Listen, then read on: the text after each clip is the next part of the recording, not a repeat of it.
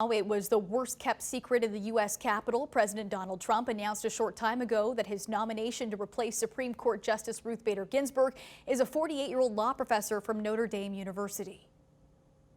Today it is my honor to nominate one of our nation's most brilliant and gifted legal minds to the Supreme Court.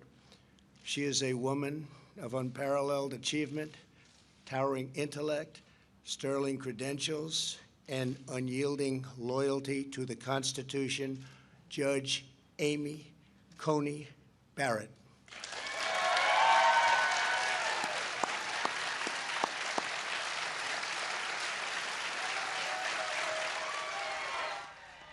Washington sources had said Coney Barrett, an adamant anti-abortionist, was one of two finalists for the Supreme Court seat.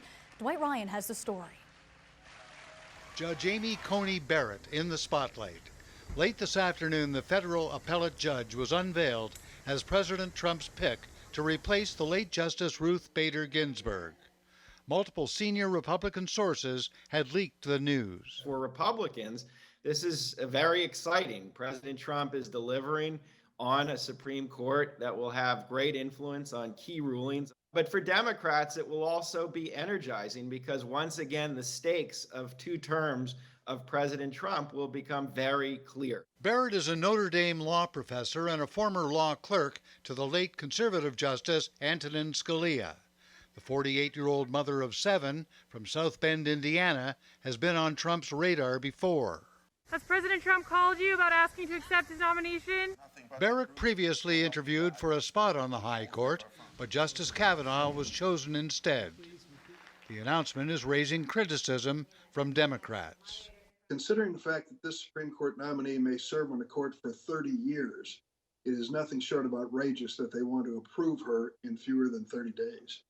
Both the president and the Republican-led Congress are vowing to move fast on the nomination before the November 3rd election. It is a lifetime appointment to the highest court in the land. We got a problem this time. It appears that Senator Mitch McConnell, the Republican leader of the Senate, and the president are determined to get this done in record time and to break the rules in doing it. Dwight Ryan, CHCH News.